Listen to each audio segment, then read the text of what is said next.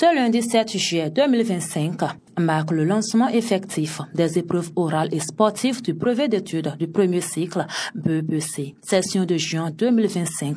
Les candidats admissibles ont été soumis à diverses disciplines physiques, le saut en hauteur, le lancer de poids et la gymnastique. Cette année, on évalue nos apprenants sur 3 disciplines comme d'habitude. Les disciplines, on choisit la première discipline plutôt, c'est le saut en hauteur. La deuxième discipline, la gymnastique. La troisième discipline, le lancer de poids. Le PS se déroule au même moment que l'oral anglais. Donc nous avons divisé l'équipe en deux, et le groupe en deux, que nous devons prendre en deux. Une partie est en ce moment en train de faire de l'anglais de l'autre côté et une partie en train de faire le PS. Donc par rapport à ceux qui sont venus, ceux qu'on attendait à l'EPS, la grande majorité est là. Toutefois, comme nous avons 2 jours, nous les attendons aujourd'hui et demain. Les disciplines retenues en éducation physique et sportive représentent un véritable casse-tête pour de nombreux candidats, malgré leur statut d'admissible. Entre pression, fatigue et manque d'entraînement, l'exercice physique devient un autre défi à relever. C'est un sentiment de joie qui m'anime après ma réussite. On vient de finir le saut en hauteur et on va commencer la gymnastique.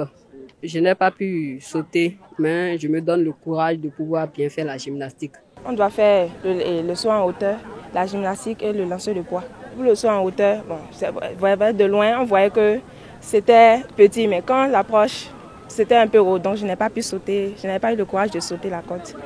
J'espère avoir mon BEPC pour que mes parents soient contents de moi, pour qu'ils ne sachent pas qu'ils ont dépensé leur argent en l'air et que je réussisse toujours. Tout comme les épreuves écrites, celles orales et sportives sont d'une grande importance, souligne Jean Alassane. Il n'a pas manqué de prodiguer quelques conseils aux candidats. À la fin d'une année, quand on a ces résultats, ça fait toujours plaisir. Mais il ne faut pas qu'il rentre dans l'euphorie et oublier qu'il a l'épreuve pratique et les épreuves orales. S'il doit leur conseiller quelque chose, c'est de ne pas oublier que nous sommes en période de pluie, de prendre des dispositions. Pour que même s'il pleut, qu'il doit venir faire l'oral, surtout côté anglais, puisque nous, s'il pleut, on ne pourra pas traverser le terrain, mais de l'autre côté, qu'il puisse être quand même là, puisque c'est en salle. Il doit prendre des dispositions, des parapluies, des imperméables pour se protéger et braver la nature pour reprendre quand même au centre.